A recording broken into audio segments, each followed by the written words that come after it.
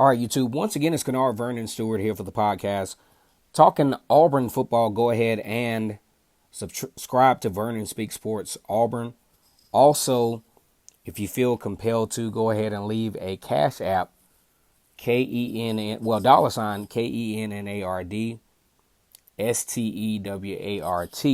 on Cash App. I'm going to go ahead and set the PayPal up too, because a lot of fans, from what I understand, will feel more compelled to donate through PayPal. Really liking some of the things that I'm seeing with Auburn. A little concerned about certain things, but at the same time, it's always great to be an Auburn Tiger War Eagle. As we very late, it's Tuesday night. Usually I would have done a recap for Auburn versus Georgia on either Sunday night or Monday at the latest. But I will tell you, this was a really busy weekend. My father's 70th birthday celebration was on Saturday. And then, of course, there were some mitigating work obligations in the last couple of days that kind of had me, dispersed from a mental standpoint. Not in a bad way, but I had to focus my attention on making sure that this aspect of the business was handled properly. War Eagle. I believe in Auburn and love it.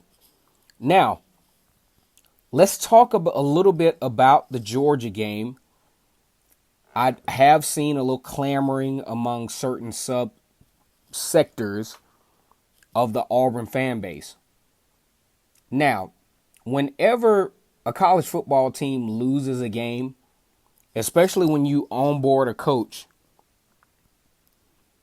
and, you fire another coach because they couldn't get it done against their rivals, and then you onboard a coach that can't get it done against their rivals in the first year, which I think is, to me, from my viewpoint, I think it's a little knee-jerk reactionist. You have your folks that are on the facilities game, which I think is a very plausible game. You have your folks that are looking at recruiting that right now is ranked 40th. But then when you look at the raw numbers of recruiting, the players that have committed to Auburn, if you rank all of them from top to bottom, are 88%, which is not absolutely terrible, and which I don't think will be the ultimate outcome. And then if you do math, now I took a class at Auburn called Statistics and Human Behavior. And sometimes I want to help you guys out. Sometimes you look at the ultimate outcome, but you don't look at the meat of how the outcome gets to the outcome. Okay? So if you really analyze what Auburn has so far, they have 12 recruits, I think. And the average recruit is at 88%. Now, there is one player that's actually deflating the average rating of this recruiting class, and it's a player that doesn't really hit the field that much until it's clutch time. Kind of like Anders Carlson. He's a kicker. He's rated at 0.81%.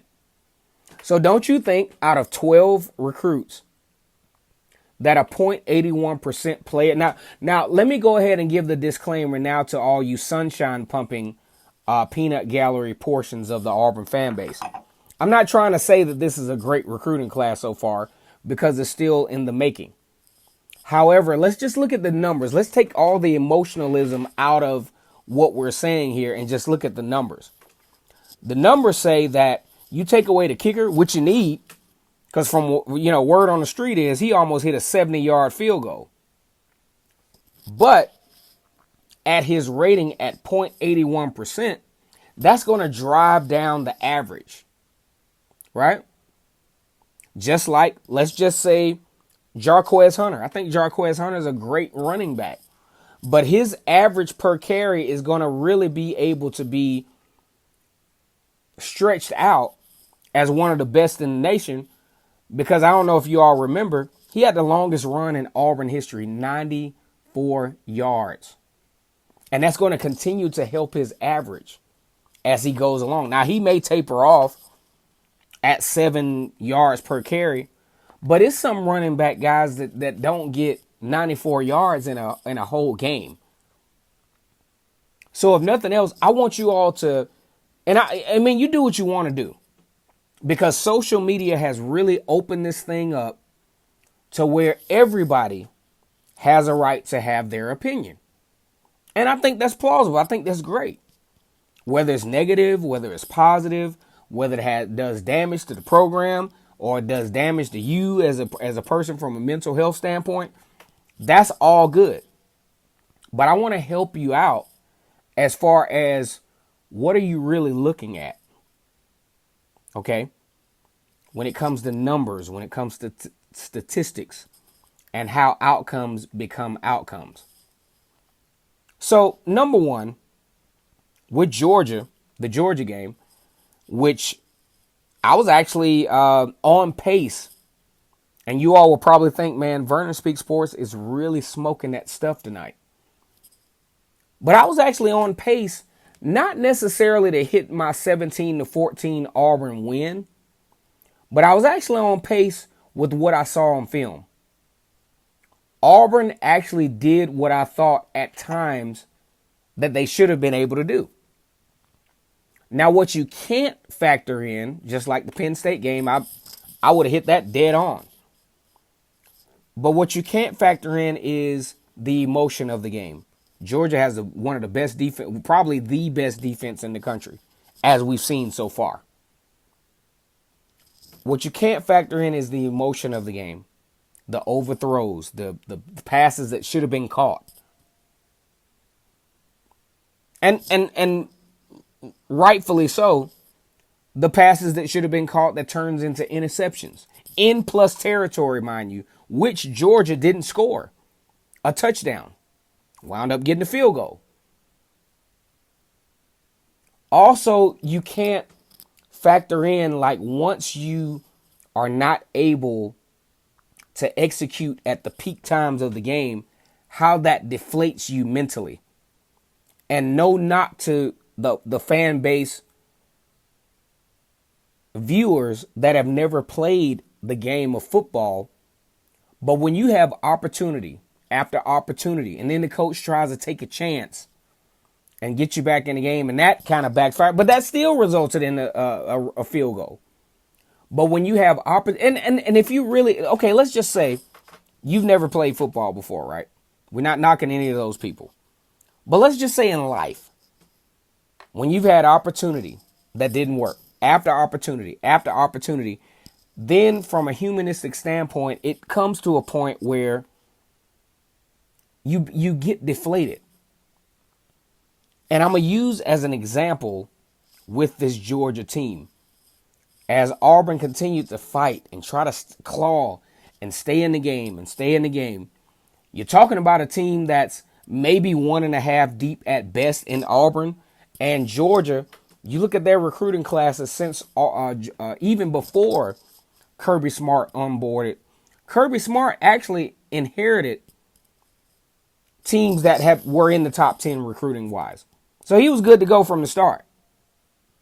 That same team actually in 2016, I believe, that same team almost lost to Nicholls State. Probably should have lost to them. Likewise, Auburn, I boldly say Auburn probably, I think they should have lost to Georgia State. They played bad enough to. However, Georgia in 2016, they finished strong. They actually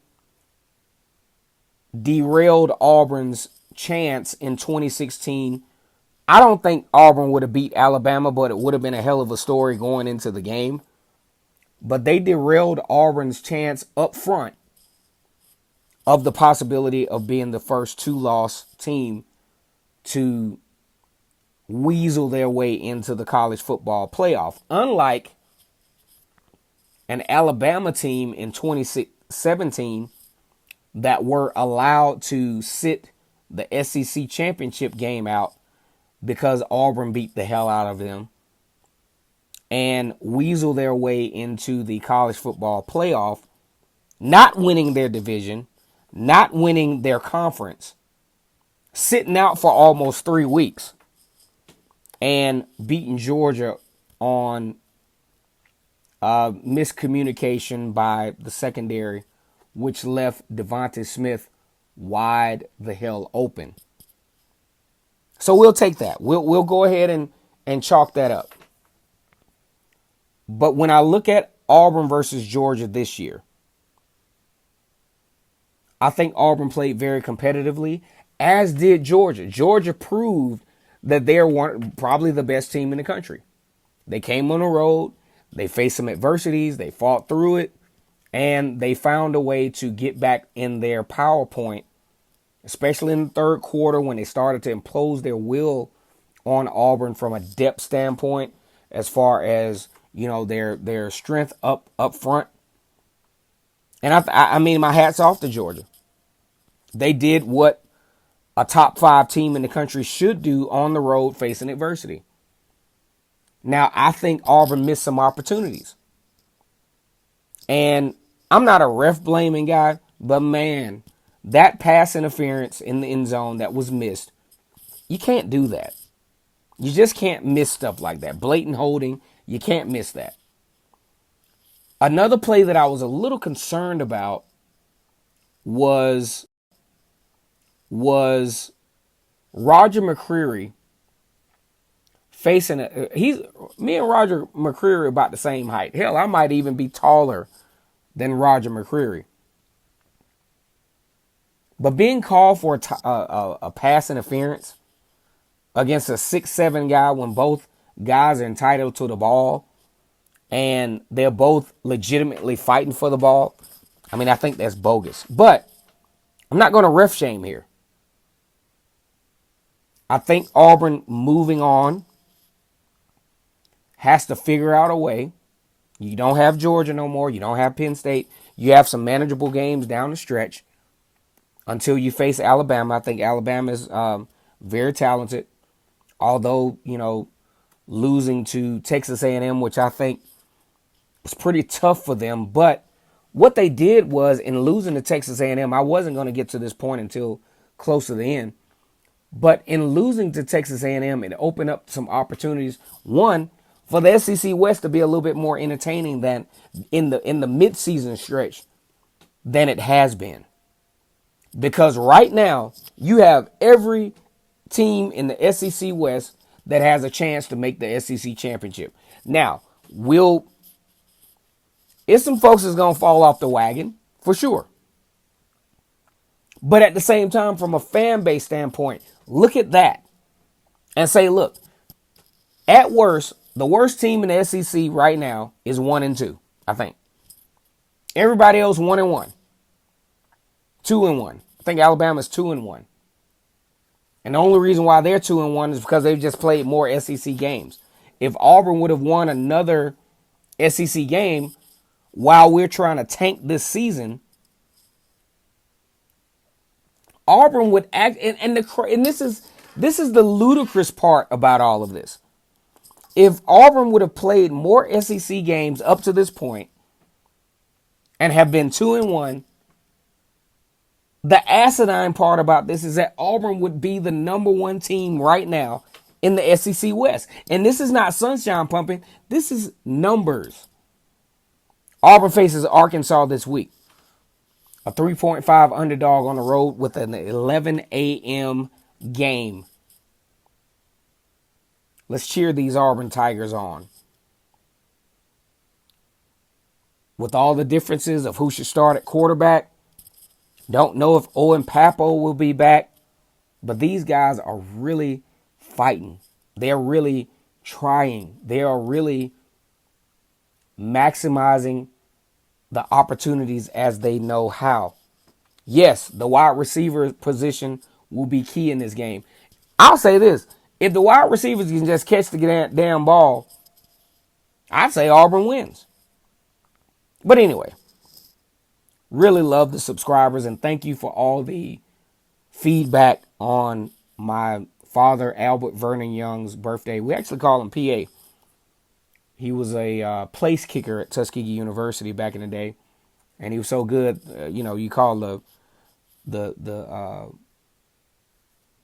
the point after, you call it, point after. So they call him PA because he was always solid as a kicker. Very good basketball player, and a very genuinely kind-hearted person. And I'm so glad to have been able to celebrate that portion of life with him. 70 years old. He was elated to see his granddaughters, Camille and Cameron. As a matter of fact, the crown that you saw that he had on his head as he walked through for his surprise 70th birthday.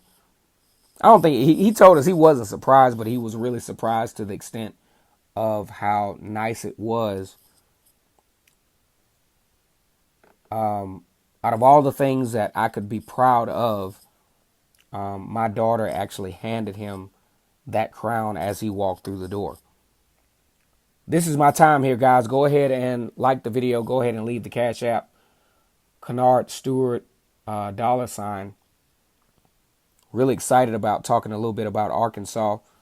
Hopefully we'll have a Arkansas talkhead on Friday. As always, great to be an Auburn Tiger. War Eagle, fearless and true. Go Auburn.